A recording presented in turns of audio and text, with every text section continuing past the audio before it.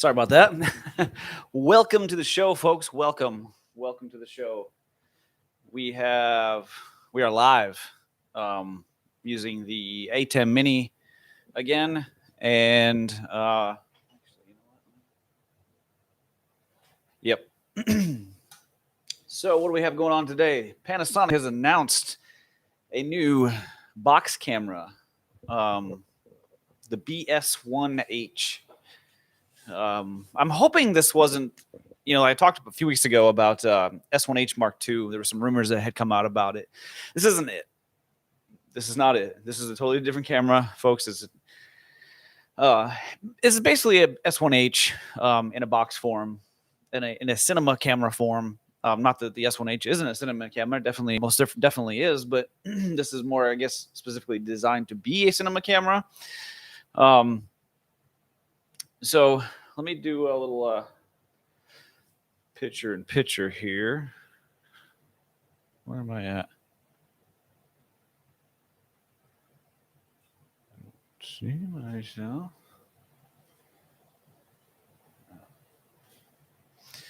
And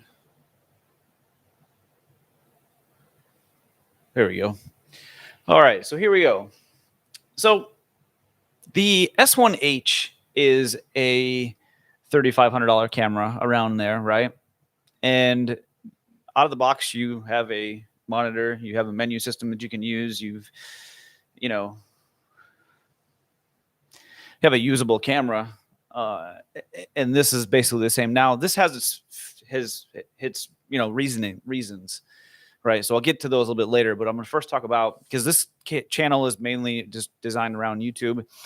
And now, with that being said, this around YouTube cameras. With that being said, this isn't necessarily a YouTube camera, but it's not necessarily something, a camera that you can't use for YouTube. You look at MKBHD, he uses, like Red Cinema cameras for his YouTube channel. And so, I mean, this is definitely something, that you can use if you want to. I'm not saying it's totally like off limits or anything like that. But you're going to need some sort of monitor right off the bat. And to be honest with you, I would really kind of recommend like an Atomos Ninja, because with the Atomos Ninja, you're going to get, external recording. You're going to get a bunch of external recording features. Now, I don't believe that B&H Photo has updated this, because if you look at the specs on here, it's not what the S1H has. This is all 4K, and the S1H does do 6K video. Even externally, it's still only showing 4K video. So I know that the B&H Photo has not updated the spec sheet yet to actually what it is. It's basically the same thing as the S1H. So we can just kind of go into the S1H.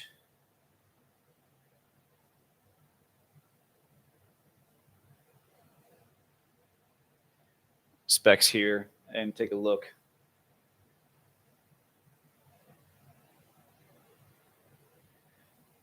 So you got internal recording at 6K, up to 24 frames per second, 5.4, 30 frames per second, 5.9K, up to 30 frames per second, and then DCI 4K up to 60 frames per second.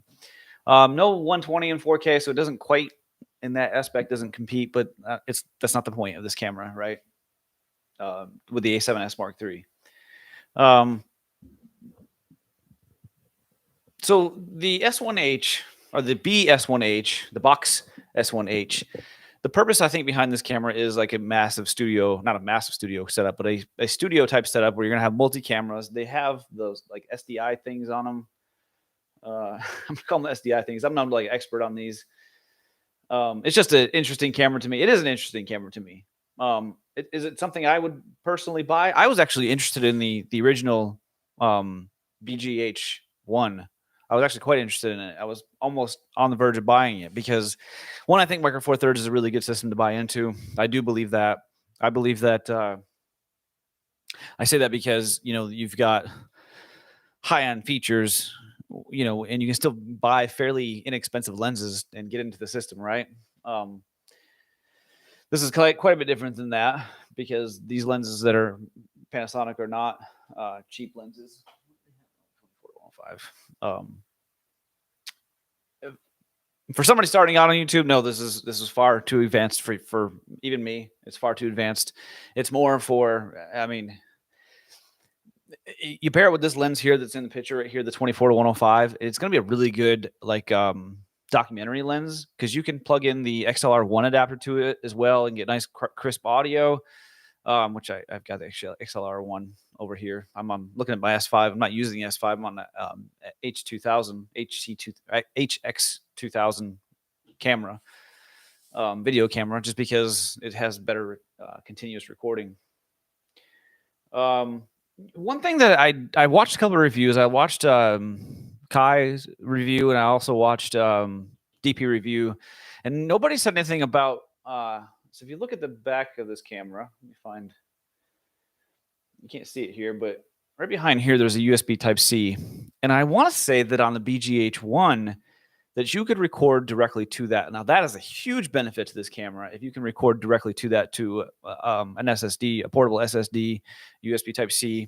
Now that would be badass if you could do that because you'd be able to record a lot more because you can. I mean, those things, those like Samsung T5 drives are really quite fast. So, I mean, you can record at pretty high frame rates and pretty high bit rates and be able to get a lot of footage because, you know, you can get them things in 1-2 terabytes, I believe. So you can be able to get a lot of footage recorded to this thing. Whereas, you know, a typical SD card, which I believe this thing takes just an SD card, if I'm correct. Let me see what the specs sheet says.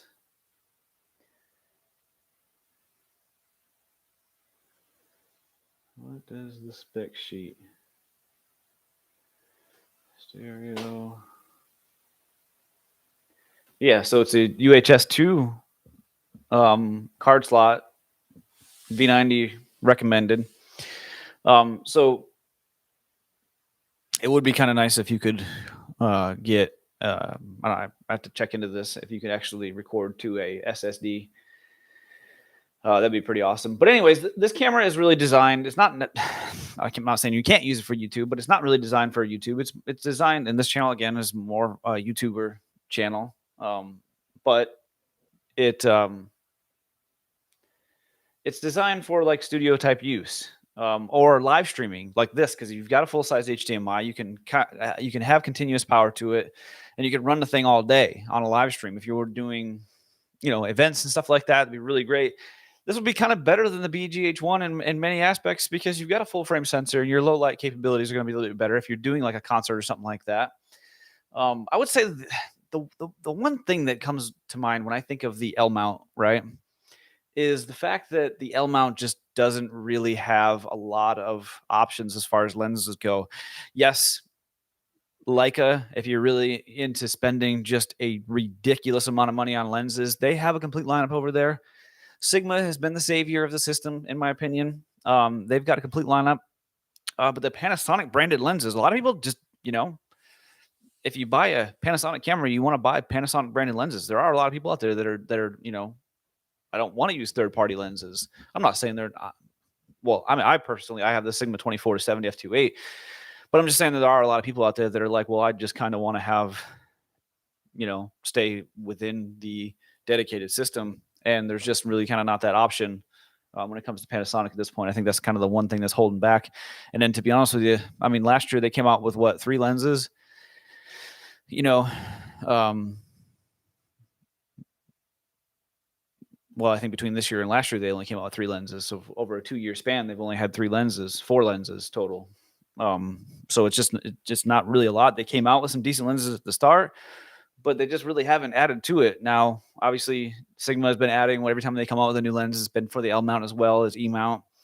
I do think that is one major thing that is kind of not killing, but hurting Nikon Z, as well as the Canon RF, because I think these Sigma lenses are amazing. I really do.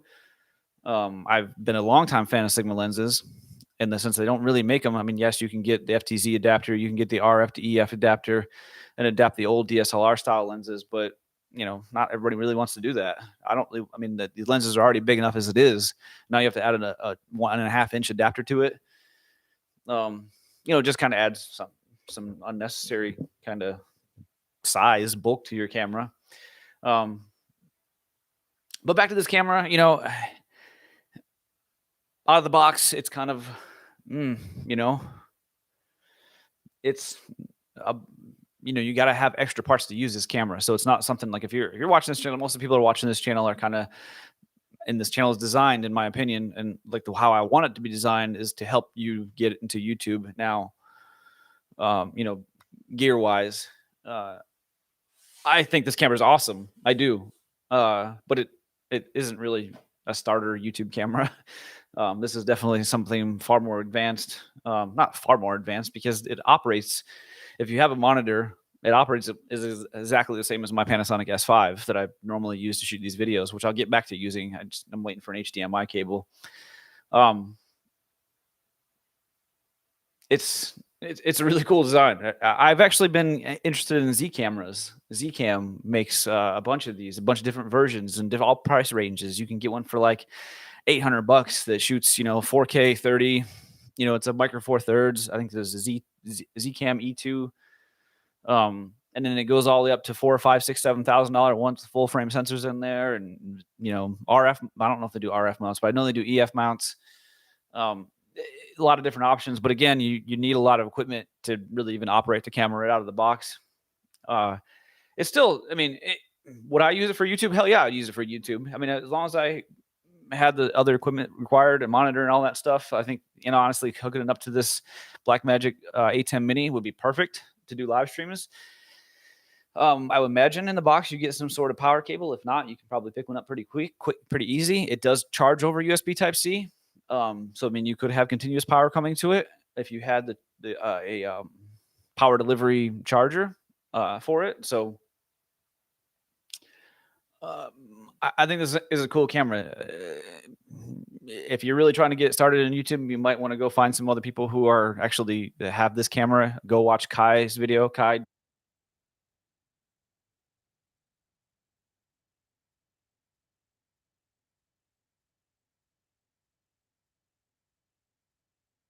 about that, or go watch Kai Wong's video, or go check out, because the image quality, if you look at DP Reviews videos on this, like the image quality is like amazing. One thing you're gonna know, Panasonic doesn't really have the greatest track record when it comes to autofocus. And here's another thing that I also know about them. When you see a lot of these guys that do these videos and they get these cameras for free, Sarah Dici, it's very clear right off the bat that she has no idea what the hell she's doing. Because she goes right into, she kind of like breezes over the fact that it's got a bad autofocus system. When just the kind of way she kind of comes off, you can kind of tell, because I have no issues with the Panasonic S5 autofocus system. It is actually a very good autofocus system. Yeah, does it compete with Sony? No. Does it compete with Canon? No. But will it stay locked onto you? Yeah, absolutely.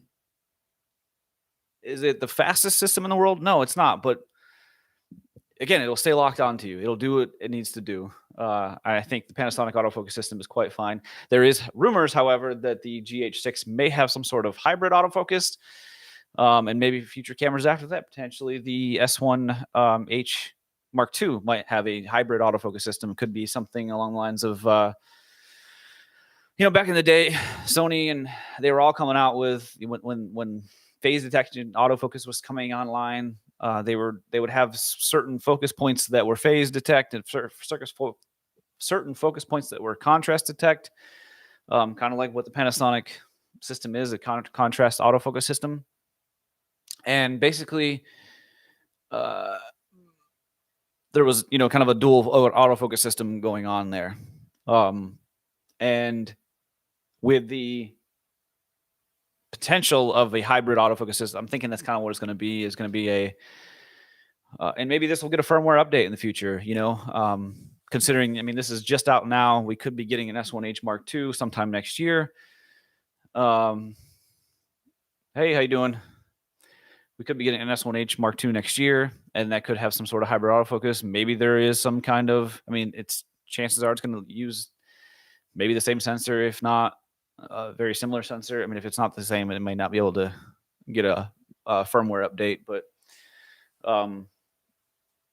either way, Panasonic has come a long way. Let me tell you that right now, because I used to use the G9 back years and years ago, and the Panasonic G9. The issue, I didn't really necessarily have an autofocus issue with that camera either. It was just sometimes you turn the camera on and it just didn't want to focus on anything at all. You turn it, mess around. Even a manual focus, for some reason, it didn't work. You take the lens off, put it back on, nothing would happen. That was one of the major issues I've had. I've not had that problem with the Panasonic S5. That has been just spot on. And I will do a review coming up, which I'll have a second camera kind of just showing, it'll be kind of how you see set up here. I'm on the A10 Mini Blackmagic design. So stay tuned to the channel. I'm going to go ahead and end this video pretty soon, like now. I hope you guys enjoyed this. Thank you all for watching, and we will see you guys probably tomorrow night if I can find something to talk about. Have a good one.